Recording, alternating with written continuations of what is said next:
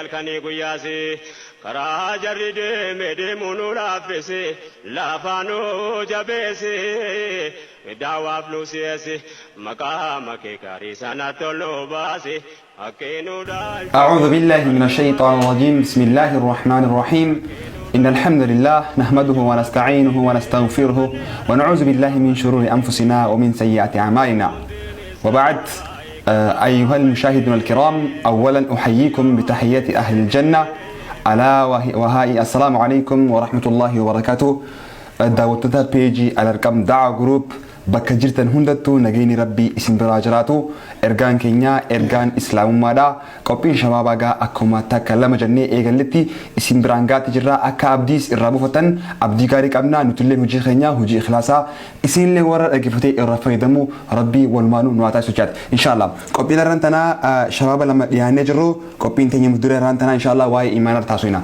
duraan dursinee iddoo qophii keenyatti seennee dargaggoota kan lamaan kanaa wajjin wal isin barsa mee obboleessa keenya Ameerikaa kanarraa eegalla obboleessa keenya jalqabatti mee baga nagaan karaa istiidiyoo al arqam dhuftee akkasuma dabrii mee daawwattoota keenyaaf maqaa keetii fi iddoo dhaloota mee gaggabaabsi nuuf بريدة السلام عليكم ورحمة الله وبركاته دوران درسيغا مكان خيا يحيى محمد علي تنجامة إدون دلوتا خياتيسغا أوروميا غودينا هرقلتا مقالا بدي ساتي جيتشودا اوكي مي obboleessa keenya maqaan kee daawwattoota keenyaaf ibsuudhaaf maqaa rabbiitiin guddinni sigal doonfannaa iddoon dhaloota keetii hubbadeessaa ta'uun ibsitan akkami haalli jireenya keessanii achi guddattanii achi baratammoo akkami waa'ee barumsa keetii bareedaadhaan baddeessumattiin guddadhee achumattiin barumsaas hanqa rabbiin barsiisarraa baradhee mee atis akkuma beekamu gaa ammaaf biyyan turre mee haalli jireenya keetii barumsaa wajjin qabatee haala godaansaa kanaa wajjin ammaan tanoo asitti maalirra jirtan amma biyya Kaayiroo tanatti jechuun biyya Kaayiroo tanagaa eegan biyya baqadhee dhufees wallahi egaa osoo akkasittis guddiseen ta'een haruma naannoo barumsaa kanan naanna'aa jira haalli jireenya biyya kanaatti wajjin waan xiqqoo rakkisaa ta'eef ati eegan biyya tana dhufee markaza tokkoon seene markaza Daarul Fu'aad hajaamu kan Oromoon asitti bante jechuun markaza san seenee markazuma san keessatti bakka barumsa kiyya kanneen duraan karaa dhaabees itti fufaa jira jechuudha. Hedduu bareedaadha guddisnee gaasii galtoonfannaa mee obboleessa keenya karaa bitaa kana cina obboleessa keenya mee maqaa keessanii fi iddoo dhaloota akkasuma haala keessan ka barumsaa mee hawaasa keenyaaf ibsa. Assalaamu alaikum warahmatullahi wabarakatuh. Ani maqaan kiyya Mustafaa Umariin Jaama. Iddoon dhaloota kiyyaa Oromiyaa godina Harargee lixaa magaalaa Baddeessaa ta'anillee. Hedduu bareedaadha maqaa keessan daawwattoota keenyaaf nu ibsuudhaan maqaa rabbiitiin guddifnee isin galtoomannaa akkami haalli barumsa keessanii isin yoo akkuma obboleessa keenya Yahyaa kanatti biyya baratammoo mee ifa as dhufetti seentan. Barumsa biyyatti illee barandeetiin ture. Barumsa biyyumattiin baradhee Baddeessumattiin quraana illee achumattiin affasee akkas biyya birootti illee Halaangee fi Harar dhaqee qareetiin ture. Barumsa haalli barumsa kiyyaa kana fakkaata. Bareeda sheekon irratti barattayoo maqaa isaanii amman tan yaaduu dandeessanii eenyu faadha? Ni danda'a. Aliifa namni irratti garee Sheejjindoo jaama. Ergasii namni quraana naan deemee naan qaraayise Sheek Xayyiib jaanini warra Jimmaati. Ergasii namni hifzii irratti eegale immoo Sheek Abdallaa Jamaal jaanini. Irratti eegalee osoo inni qaraayisu Sheek Mu'aaz Tamaamii fi ergasiis Sheek Mubaarak ta'uu kanan fixuuf hedduu irra jabeessee irratti hedduu na gargaare nasiyaa bakka na arginu na yaade Sheek Mubaarak jaama namni hedduu an hedduu galateeffadhu Sheek Mubaarak fi Sheek Abdallaa illee akkasumas Sheek beekamaa Hararis Sheek Faamii jaanini innillee hedduu na gargaare muraajaa hedduu na goosee akkasitti bakka isaallee hedduu galateeffadha. Maashaallah hedduu gaariidha sheekan kaa bakka jiran hundattuu rabbiin rahmata ajaa'ibaa haa godhuu fi kan amma addunyaa jiran yoo jiraatillee hundi isaaniitu jechuudha sheefaamii ati tokkonas nan beekanillee mee isaanis rabbii taa tolchaa gaa ati amma yeroo isaan quraana kana si qaraasuu keessaniif bakka guddaa qabdaaf yeroo hunda waan hin dagatamne dalaganii jechuudha ati ilmi isaan irraa baratan dhaalchisuudhaaf gahee akkam taphachaa jirtan. Akka isaanillee yaadni kiyya waan isaan irraa baradhisan amala gaarii irraa baradhe akhlaaqa isaaniitii fi akka isaanii ilaalanitti anillee fuulduraaf inshallah akka isaanii markaza dhaabee barsiisuudhaaf ilmi rabbi bakka nama baratee barsiisu akka isaanitti sadaqatun jaariyaa zitaati isaaniif illee akka taatu isaan barsiisuu warra waa bakka guddaan biraas ni qabanii rabbi biratti illee hangalata galchuu danda'u rabbi haa galchuu akkas anis inshallah dabarsu. Maashaallah Mustafaa gaa guddisnee sagaltoonfannaa mee obboleessa keenya ati yoo Yahyaa akka naannatti facarraa biyyaa bahuutiin as dhuftan booda markaza Daarul Faat seentaniitii kan barachaa jirtanii jechuudha. Achi keessatti mee ulaagaaleen isin qabdan yookaan gaheen isin achi keessa qabdan barachuu qofa moo haala barsiisuu haala daawaratti yoo hirmaana isin qabdan maal fakkaata?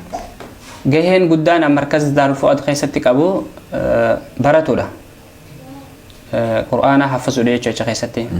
Qur'aana hafazuu jira amma inshallah achuma keessatti hafazee xumureetiin jira jechuudha. Gaheen biraa inni qabu anis achi keessatti markazuma kana keessatti gareen takka ijaarame.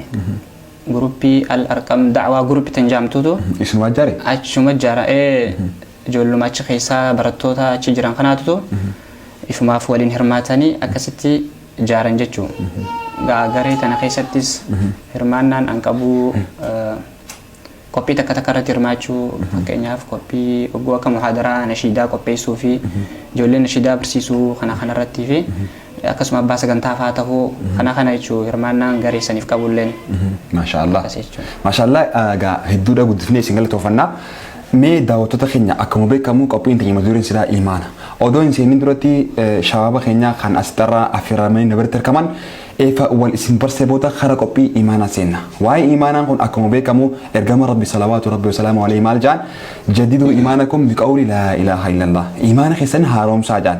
Arraan tana shabaaba keenya kana wanti isaan gaafannu yookaan ammoo wanni walumaan taanee isin dhaamsa goonu waa'ee imaanaati. Waa'ee imaanaa irratti mee obboleessa keenya Yahyaa.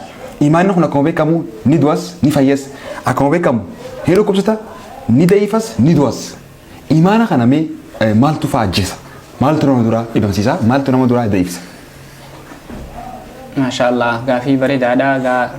Gaafii kana gabaabinumaan hogguun ibsu. Imaana kana wanni nama duraa ajjeesu akkuma ulamaan ja'an al-imaanu yaziidu bi-xaa'a wa yanqusu bil-macsiyaa ja'an. Imaanni qaalii rabbii godhuudhaan waan rabbiin jee dalagumaan imaanni si dabalamaa immoo imaanni kanama jalaa irratuun kanama jalaa du'uun dilii dalaguun gaafeetina gaafatteef imaanni wanni nama jalaa du'uun dilii baay'isuun waan rabbiin irraa si dhorke muharramaati dalaguudhaan imaanni kan kee bututaa dukkanaawaa deema jechuudha. Dhawaatuma dukkanaa deemuun si qollofamti. If duuba deemuun ni jabaatti jechuudha. Yoo rabbiin rahmata godhee gartee duuba si deebisee gara tawbaa si deebisee waan rabbiin jaalatu heddummeeffattee akkas imaanni kun si dabalame malee imaanni dilii baay'isuudhaan namarraa du'aa jechuu gaafii keeteef gabaabinni. Hedduu bareeda. Mee obboleessa keenya gaafa kana irratti jechuudha. Saabtoonni gizee saabaan akkana turan gizee haasofne bari isaan saabaadhaa siin jaa namni takka ni jira. Bari isaan saabaadhaan akka saabaa ta'uu dandeenya jaan. Maali wanni adda fageenya dila kan nuti danda'e? Masalan saabtoonni imaana jiranii irratti moo irratu? Akkuma beekamu ilmi namaa hunduu gongaran jiru. Kullu bani aadama khataa. Wa khayrul khataa'iina at-tawwaabiin. Ilmi namaa hundi ilmi aadama hundi ni dogoggora. Garuu irra caalaan isaanii nama gartee hogguu dogoggoree dafee irraa tawbatu jechuudha. Namni dogoggora hin jiru. Isa waan ta'eef sahaabaanis dogoggora seenuu ni danda'an. Dogoggora hin seenan hin jennu. Garuu ni seenan. Isaayyoo mustaajiluun fi tawba yaani. Tawbaa keessatti ni jarjaran. Ni daddafan jechuudha. Gara rabbii deebuu keessatti hedduu daddafanii hogguu dilii dalaganis ni tawbatan. Imaana isaanii ni haaromsatan. Sahabaan hogguu dilii dalagan mee qottaa jaanii wal yaaman. Qottaa mee imaana keenya haaromfannaa. Jaaniit imaana isaanii kan as deebanii zikrii jedhuun waan rabbi jaalatu dalaguudhaan haaromfatan. Akkuma Rasuulli sallallahu alaihi wasallam jee jaddiduu imaanakum biqawli laa ilaaha illallah akkuma tareefu jette imaana keessan haaromsadhaadha jecha laa ilaaha illallah jechuun jedhu kanaan. Maaliif zikrii godhuun wanni zikrii irra guddaan jiru zikriin sadarkaa guddaa qabdi khayrii keessatti. Zikrii godhuun qalbii namaatiif ifataa imaan namaa haaromsaa imaan namaa jabeessa jechuudha. Akkasii jechuudha. Hedduu bareedaadha. Wanni garaagarummaa fide jechuudha. Saabtonni hoggaa dogongoran dafanii dogongora isaaniitiif harka kannanitti harka toobaa deeban. Mee obboleessa keenya Mustafaa waa'ee imaanaa kanarratti akkuma hin dhageenye wanni isa jeessu kana fakkaata. Mee saabtonni radwaanallah alayhim waa'ee imaanaa kanarratti akkuma inni ibsatti itti yaadda'u. Haaromfattu irratti illee itti yaadda'u. Meeti imaana waa'ee kanarratti dabalata waan isa jeessu kanarratti mi dabalata maal qabda? gaafin ta'e gaafii bareedduudha. Akkuma obboleessi keenya nu ibsatti imaanni namaa dhugaanuu ni dullooma ni du'as ni laaffatas garuu akkuma dachiinis bishaan rooba samii yoon arganne dachiin babbaqeeyxee wanti taa'utti qalbiin namaatu hin jaallu. Dachiin maaliin jiraatti waan samiitiin qaamni namaa maaliin jiraata waan dachirraa uumame waan dachirraa arfedha jaan akkasuma qalbiin namaa ammoo waan samiirraa bu'uun jiraatti jaan quraana zikirii godhuudha akkasumas qul laa ilaaha illallah jechuu akkuma jettanii bareesan keenya akkasuma imaanni yoo itti dibii takka dilooyte yoo deftee irraan toobatin dibiin sun akka heenatti qalbiin namaatu akka burcuqooti achi keessatti tuqaa takka taati jechuudha. Boorus takka dabalaan tuqaa takka taati osuma xiqqoo hin qabne qalbiin ta'e qolloofamti. Ibduuba deebiin hin jirtu. Akkuma rabbiin quraana keessatti jedhe وإن من الحجارة لما يتفجر منه الأنهار وإن منها لما يشقق من خشية الله جي ربي قاكم دبته دغرا سودا ربي تفغارا برره بوجرا دغرا خراب سودا ربي بقى بوجرا سودا دغرا ورا ادبقى بشان خسامت بوجرا غرو قلبي نما سنرجب سبحان الله يو ينارمسن إيمانا قلبي نما يدو بدي بنجبات يعني يو سكسيو غيتي ربي نكو غيسني نجبات يعني إيمانا خير زمان ما خسفا إيماني وان duraan imaanni xiqqoo namarraa kutaa wanni sakandii takka zeeroo seerkaa deebisuu jira amma. Subhaanallah. Waan nama ajaa'ibaa. Mee waan ajaa'ibaa dubbii kanarratti imaana dhugaadha. Duraan takka takkaan ba'a amma immoo bakka takka waan formaat godhu jira. Akkuma jiru ta'ee mee namni imaan isaanii jalaa nyaadhan yookaan jalaa da'iif mallattoolee ni qaba yookaan beekamuu ni danda'a. Ni danda'a. Maaliin faadhaan ni ibsi? Namni gisee imaanni da'iife. Quraana yoo dhaggeeffate qalbiin isaa tun raan harkattusi. Quraan ma kunu si karamu wallo nama sira kareefi quraan sira karee sira tokko ta'a maaliifi khatara takka yookaan miskaala sirraa takka si keessatti yookaan si gaddisee quraan kun jannata yoo dubbatee si gammachiisu yookaan azaaba dubbatu si rifachiisee si bochiisu amma namni amma tana quraana sagalee bareedduu malee quraan kun irraan dalagu akkasumas namni bakki ilaalu sagalee bareedduudha. qofa malee wanni kun quraanaa kajeewwatu hin qabu. Silaa imaan isaa guutuu ta'e quraanni quraanumaa jechuudha. Imaam Shaafi'iin halkan tokko وإن منكم إلا واردها كان على ربك حتما مقضيا بكجوتنا. halkan guutuu hiikaasaa beekuuf bira dabruu dadhabee dubbatu dadhabee halkan guutuu salaataa bulee jechee kana gidee jetta kajee itti deebi'aa dadhabeeti irra bulee jaan nuti garuu amma quraana sadduman dubbarraa hanga jalatti osoo kista kan boye finna garaagarummaan ta'e tana warri duraati fi ammas warra duraanii gizee isaan didii takka dalagan rabbiin isaan irraa deebisuuf khatara agarsiisa akkuma imaam Shaafi'iin osuma deemu gis takka ijaan dhamicoo takka qaama ishee akkana laaleen quraanni duraan inni nama gizee quraana hafazu fuula takka irraa harka kaayee kaan hafazu yookaan koppii hojii gooti innaa sammuu qaburra nama akkasiitu guyyaa takkitti saniin quraanni harkaa gisee waliin laaqamu sheekha isaa eenyu gaafate imaam Maalikii isa gaafatu شكوت إلى وكي سعودي أرشدني إلى ترك المعاصي ألا وأخبرني بأن العلم نور ونور الله لا يتعالى عسجي علم النور نور ربي نما دليل رغو فين كان نموجي كستي دليل را كستي سكا أنغا سنيف ربي نما ربي وانت في سكرس أما نتوما دليل أنغا إني لقيت كلارو سنيف تي سري سر قدو دلني رفني خربي ديبون نجبات ما خاصة garaagarummaan duraanii fi taammaa kanaa jira imaana keenya wanni haaromfannuun zikirii godhuudhaa fi yoo qalbiin nu goggoyte quraanaan jifannaa quraanaan jiraatti qalbiin teenya akkuma qaamni keenya nyaata fedhu qalbiinis quraanaa fi zikirii waan adda addaa beektu kanaan nurraa eegaman jira. Hedduun si galatoomfannaa obboleessa keenya Mustafaa waa'ee imaanaa agartee nyaadhamuu kanarratti bal'ina fakkeenyatti nagoota kanarraa isgaa daawwattoota keenya akka isaan abdii bu'aa rabuutan abdii goona inshaallah mee obboleessa keenya akkuma beekamu gaa obboleessa keenya ibsa bal'aa nu godhanii turanii imaanni kun akkuma jaanitti yoo nyaadhamee waa'ee rabbii kan argachuu dandeessu sammuu namaa ni dhiphata faamii hikmaa waan jaamu hubannoota xiinxala sammuu xiinxala karaa amantiitiin argachuu dandeessu. خندون مالي في أكو مرتنا شقوت إلى شيخ من حفظية خناتي مع سناو مع سياتي فين كان نمو جام صح Mee faallaa kana yeroo imaanni kan kee guutuudha nama imaana isaadhaa jechuudha. Guutachuudhaaf tattaaffii godhu akkuma dur saabaa sanitti oggaa imaanni kan kee si deebi'e mallattooleen argaman ni jira. Yookaan maaliin beekamuu danda'a namni kun imaanni isaadhaa dabalamaa deemu jira mallattoon akkuma kan nyaadhamu beekamutti haammoo jala guutamuuf beekama. Mallattooleen irratti mul'atan ni jira.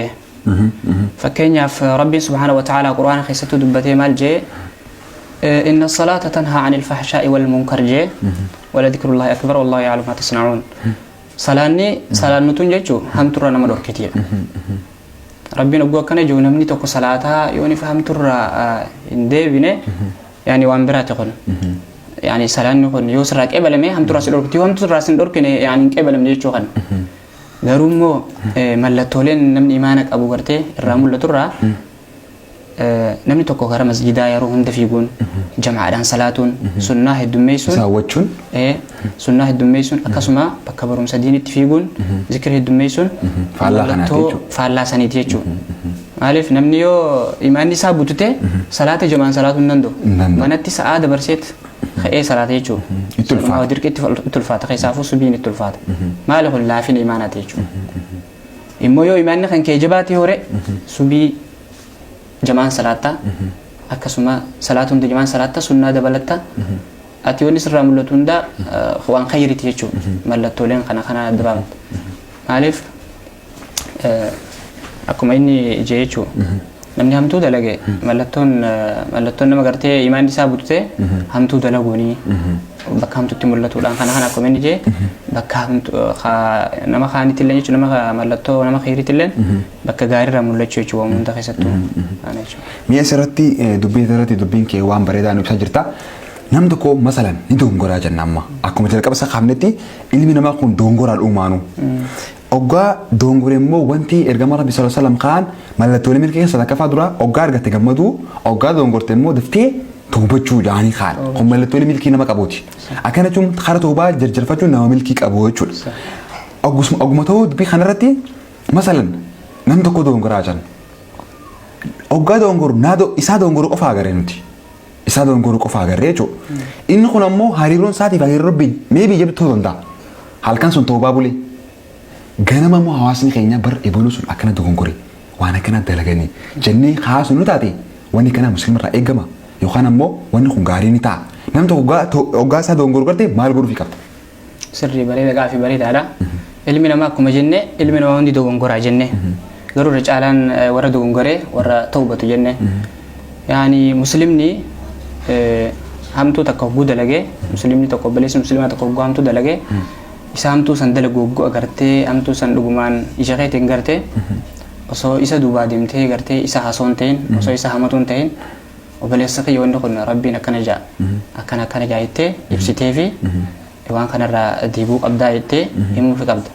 Maaliif ربنا كما دبته قرآن خيسته وذكر فإن الذكرى تنفع المؤمنين جي يا دتشيس مؤمنين فيد جي يعني نمو مؤمنات تكون ومسلمات تكون يا دتشيسته يا دتشيس ني فيد ماله يسدوبا هاسهون دمته وان تان يسرخاون مبارك شوچو مالف زوانا ما خنا مال تجرس فكاتا اما فكيف انا بوليس خنا دونغورا جن دونغورا راتنا تي في غنا كانسل نغور نمل مينما اما فكيف نم اكن يادا نمني شيخان دونغورو بيخ نم درسان دونغورو بيخ نمني شاعر اسلام قم دونغورو بيخ غيرو مصابتون غور كنتاني دونغوراني جنيان اوغا دونغوران مخو تامي ايمان خي نيارون فنا جانيتي واليمني ذكري غودن خنان راي غماچو زمان ما مو شيخ دونغورو غارغن درسا خي سنم اسلام تو دونغورو غارغن غنا ايبلو كسيمي جانيت اكسرخان ونو كن دونغورا غودا يففونمني اكاسين قفن وچو داچو اكمو بي كمس مرسا جيرنيا كان كسبتي خفا خا خفا خاتي قنديم غرو مو خانا چالتي اكو مرغما ربي دام سخان صلى الله عليه وسلم ايمان خيسن هارومسا خنجام خنرتيغا يبسبلا نوغدو خيسنيف مقا ربيتين غدرنيتغا اسلامانو سنغلتون فنا داوتو تخنيغا قوبين كينيا خانغرتي رانتنا واي ايمان رتي درغو يحيى في درغو مصطفى وجين حاساوت رخنا فكاتا وني غبابنا سيدامنو قوبي خنرا اكبوا بفتن ابدي غداقم مي اوسون تمردرا خرايا دين يا اكريت المستي مركز خان كاتي داوان سيمبورو جرتن داوا بريدا نما غمكيسو واي على القمنس نو استجتني مي اكاريت ناجتتي جينتي يا جي نشيداتيت سقوفمو مصطفاتي ولما walumaan yani Maashaallah walumaanii jechuudha. Sirraa. Inni gammachuu harka dhugaa callisuudhaan ibsatee. Walumaan. Mee nashidaalee qabdan keessaa nashidaalee maal tanfaa lafa qabdan yookaan ammoo tan yeroo gabaabatti hawaasa keenya biraa ga'uu deemtan qabdanii? inshallah tiin dhabnu nashidaa qopheessine ni qabna nashidaa markazuma kanarratti tokko qopheessine kaa jira nashidaalee yaa rabbanaa jettuu fi nashidaa hedduu qopheessine inshallah tiin ni jirti nashidaa. Mee san keessatti akka hawaasa keenya kanaan mee nu waafira. eegaa Mustafaa na wajjaa jooga. Ayyee. مصطفى نوجي تفضل. مركز دار الفؤاد ربي ها قديسو بكا برقادني ربي ها تاسسو دامي إيسات اللي ربي ها بلسو باراتو تسلي ربي ها برسيسو irraa fayyadamaa tattaa'uun nun baasu tattaa'uun nun baasu markaz daarul fu'aad ifiitti siyaama dhiiraa dhalan jenne irraa fayyadamaa yoo amman baranne sheenoyta booda maqmaayte oromoon sheenaaf egen booda sheenaaf egen booda. Tanaafuu baradhaa yaabboleeyyan kotii dukkaanarraa bahuuf tattaaffii godhaati yeroon hin dhaabbatu deefaa maddaati ammaan qopheeffadhaa sinqii akhiraati. سنكي آخراتي مركز دار الفؤاد ربيها قديسو بكا برقادني ربيها تاسسو برائسات اللي ربيها بيلسو براتو تسلي ربيها برسيسو irraa fayyadamaa tattaa'uun nun baasu tattaa'uun nun baasu. Maashaa Allah hedduu bareedaa qalamaffaa qabdan fakkaata. Mee qalamaffaatiillee.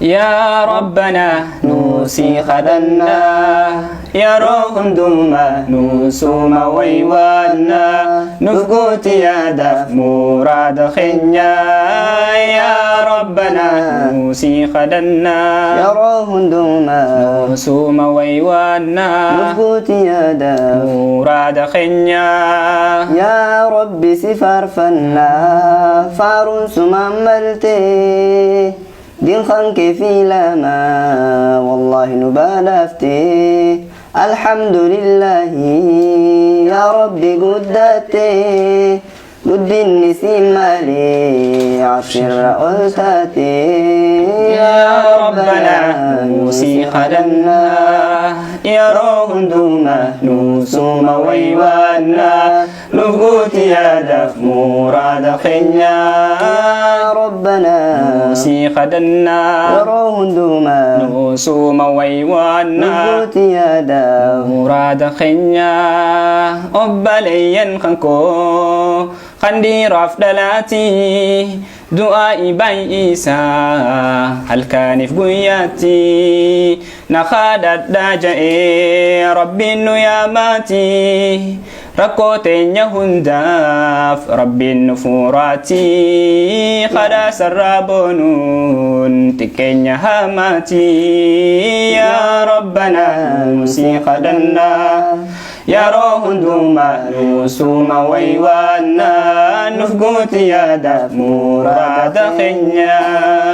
ما شاء الله تبارك الله أبليين خنيا ربي سن رجالته منشدي الدنيا ربي سنعطي سوتشا دعوتو تخينيا شباب خينيا لمان هدو قدفني كالتهم فنا واني سيدام نوغا أكبوا رفوتن أبدي كمنا فول درا في الليك أبيلي ببريدو على رقم من دلقمتو إن شاء الله قرصا علماء دي في نشيدا سانيت اللي يوتي سنبران قودا في نيا كاباني ورا نفانا ترو ربي سنها قولوشا دبلتان واني سيدام نو قرصا راخنا را أكبوا في بفتن أكشيرو ليقوتن seentanii akka invite walii gootan dabri page keenya akka like walii gootan isin afeerraa alarqam daawaa group dhaamsadhaa mallee irra deebi'ee isin afeerraa warri qaamaan sirtan akka karaa markata isaan faarsan kan dhuftanii bu'aa irraa buufatanii isin dhaabna warri ammoo biyyoota gargar argamtan qophiileetiin ta'alqan alarqam daawaa group irratti deemaa jirtana akka hordoftan asiin maqaa rabbiitiin isin dhaabna obboleen keenya qophii itti aantun haga walitti deebinutti ani isin keessummeessuudhaan kan isin hojii ture obboleessa keessan Alii Miidhagaati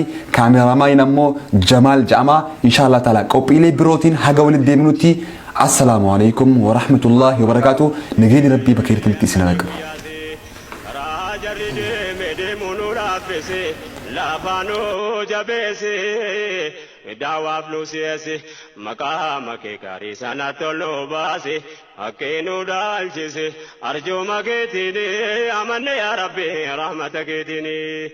Aduun diin islaamaa eegama kaabahee abiyyootiin deeni.